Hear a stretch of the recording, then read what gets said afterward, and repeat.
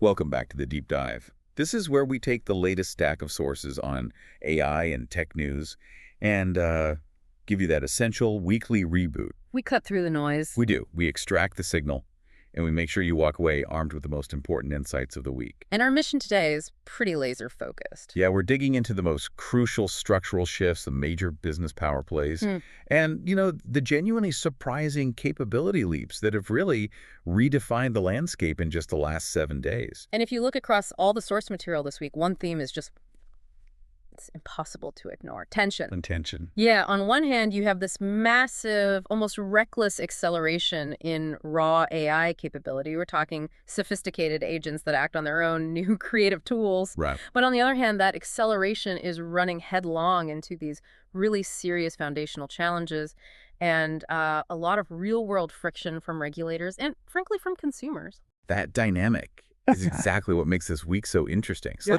Yeah. let's unpack that structural problem first. Because if this doesn't get fixed, the whole vision of autonomous AI agents it can't work. It hits a wall. It does. And we have a foundational security warning right from the top. I mean, OpenAI themselves went on record this week. With a surprisingly bleak caution. Yeah, that AI-powered browsers and agents may, in fact, never be fully immune to prompt injection attacks. Hearing that word, never, from them, that's huge. It is. And the source material really helps us understand the gravity of that. This isn't just about clever wording in a chatbot. No. The issue is, it's structural. An autonomous AI agent, just by its nature, has to browse and interact with the open, untrusted web. Okay, so walk us through that. So imagine the agent is summarizing a web page for you. If a malicious instruction is hidden inside the HTML code, maybe it's in a tiny font or in a color the human eye would miss. The AI still sees it. The AI processes it as part of its input stream, so it gets confused. It can't tell the difference between the untrusted hidden instruction and the legitimate task you actually give it. So it's not a parlor trick. It's weaponizing the very thing the AI needs to do, which is engage with the internet. Exactly. It's forced to ingest your trusted command and potentially hundreds of untrusted hidden commands from every site it visits. OpenAI's warning is basically saying that as long as the agent's job is to interpret all information, there's just no clean way to reliably separate the good from the bad. It puts a ceiling on trust. A very low ceiling. So that raises the critical question. If that flaw is structural, how on earth do we even evaluate these models to make sure they're safe? And that's the perfect transition, actually, to what Anthropic is doing. Right. They released that new tool. They did. It's called Bloom. And it's an open-source agentic framework designed to solve exactly that problem through automated, rigorous evaluation. What's different about it? Well, what's fascinating here is that they're trying to standardize evaluation at a level that matches the complexity of this risk. Bloom doesn't just quiz the model on facts. Like a bar exam. Right. Not like a bar exam. It runs these large-scale, repeatable tests that assess behavior across complex, multi-step scenarios. It's more like a stress test than a quiz. So give us a concrete example of that. What does Bloom test that a normal benchmark would just miss? Okay, a standard benchmark might test if a model can write a safe summary of a page. Fine. Bloom tests something more like this.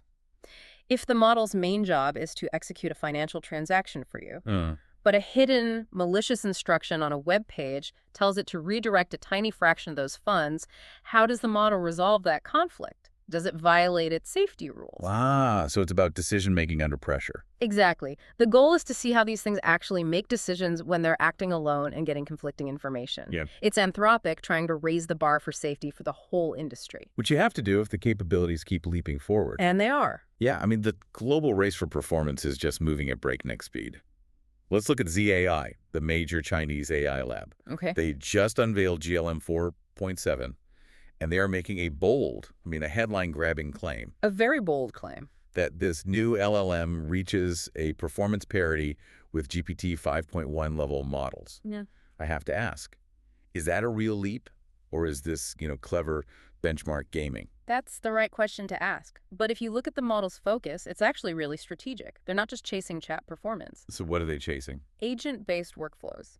The model is specifically optimized to preserve these internal thinking capabilities for long-horizon reasoning. Meaning, It can plan. It can plan, it can use tools, it can execute autonomous tasks over a long period. They're positioning themselves as a serious contender for enterprise-grade AI, the kind of AI that businesses use to automate entire processes, not just, write emails for you. So it's built to do, not just to talk. Precisely. Which, of course, brings us right back to the prompt injection problem. The cycle continues. It really does. Okay, moving from raw reasoning to pure creative content. Meta is clearly ramping up its efforts. Yes, we saw details on a new internal model they've codenamed Mango. For image and video. High-fidelity image and video generation, yeah. This is a direct shot at OpenAI Sora, at Google, at Runway. Meta knows this is the new battleground for user engagement. And what's the goal for Mango? The mandate seems to be superior visual quality, better motion consistency in video, which is notoriously hard to get right, and more precise creative control for the user.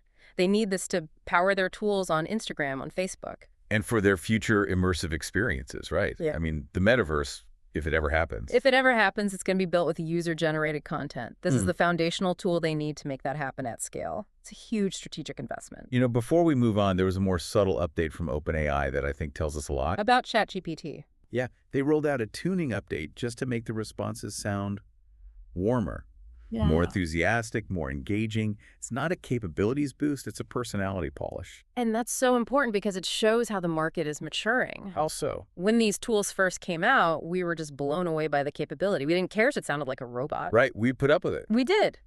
But now, as it moves into your daily life, helping you brainstorm, plan a party. If the tone is flat and unencouraging, you disengage. So it's a shift from being a tool to being more of a colleague. That's a great way to put it. This tuning is trying to make the AI sound more like an encouraging colleague, not like a transaction with an audio textbook. That's how you get long-term user reliance. Okay, this is where the picture of consolidation gets really clear. Let's pivot to the money, to the infrastructure side of things. Where the big players are securing the foundation for all these models. Exactly. And we have Alphabet flexing some serious muscle. They're acquiring Intersect in a huge all-cash deal. $4.75 billion. So why Intersect? What's worth that price tag? This is Alphabet securing its data pipeline. Intersect is highly specialized in AI infrastructure, specifically large-scale data management systems. This isn't just about adding more servers. It's about the plumbing. It's about the plumbing. This acquisition bolsters their ability to handle the massive, messy datasets required to run and train the next generation of AI. For Alphabet, in this fierce cloud war with Microsoft and Amazon, this is a preemptive strike to make sure they can win the next wave of corporate AI adoption. So it's less about a flashy new model and more about guaranteeing the underlying systems can even handle what's coming. Exactly. Without best-in-class data management, even the best LLM becomes bottlenecked. Okay, staying in that developer world, we also saw Cursor continuing its acquisition spree. They just bought Graphite. Right. And Cursor's all about building that ultimate AI-first coding environment. For anyone who uses these tools, this synergy is immediate. Graphite specializes in code review and collaboration. So they're bringing that into the fold. Yeah, by integrating Graphite, Cursor is trying to own the entire software development lifecycle, from drafting code with AI to reviewing it with your team to merging it all in one seamless AI-driven workflow. Which is a direct challenge to things like GitHub Copilot. It's a huge challenge. They're racing to offer a more complete, more unified, and just hyper-efficient developer experience. Okay, now let's look at how AI assistants are moving from just listening to actually doing things in the real world. Amazon and Alexa. Amazon and Alexa. They've expanded its capabilities through some really key third-party partnerships. We're talking Angie for home services, Expedia for travel. Square for payments, Yelp for local businesses. Right, so Alexa is no longer just answering your questions. It's now an active agent that can complete real-world tasks. And this is a crucial strategic shift for Amazon. For years, voice assistants were great for simple things, weather, music, setting timers. Now, through these deep integrations, Alexa moves directly into commerce and services. You can just ask it to book a haircut through Square or find and book a hotel through Expedia. It makes it a service broker, not just a search engine. That's the perfect term for it. It's an aggressive move to position Alexa as an indispensable, action-oriented part of your daily life. Okay, we've covered the capability leaps, the infrastructure consolidation, now for the friction. Because integration into the real world is never smooth. This is where the tension flares up. It really does. Let's start with regulation over in Europe.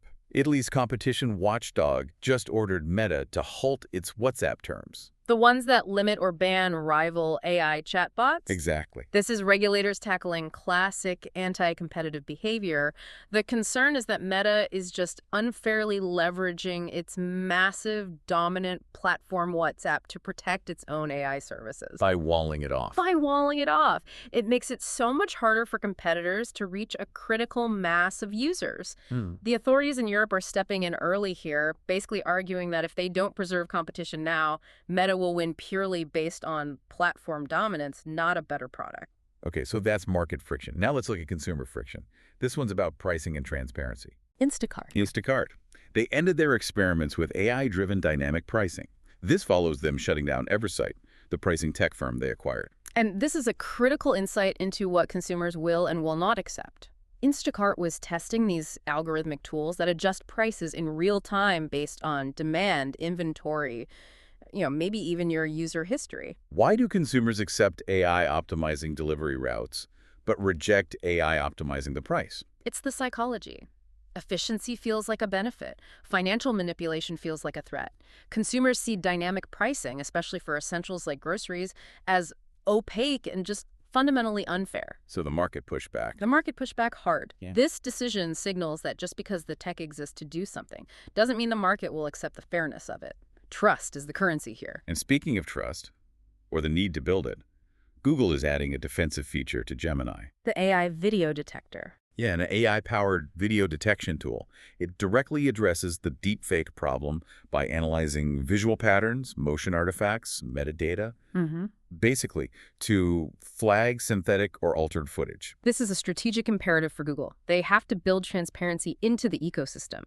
As these generative video tools like Mango become widespread, the ability to verify content authenticity becomes an existential necessity. To fight misinformation. To fight misinformation and just maintain basic trust in online media. It's a key defensive measure. If you can't trust what you see, you won't trust the platform. So let's put the whole stack together. What does this all mean? We've seen this incredible aggressive innovation running directly into some immediate necessary resistance. That tension is the story of the week. On one side, models are leaping forward, Zia.ai's claim, Meta's Mango all pushing towards making highly autonomous AI agents the standard. But this push is immediately being checked. It's being checked by the structural security flaws that OpenAI warned us about, and it's being checked by regulatory watchdogs and consumer pushback. So the pace of innovation is still terrifyingly fast.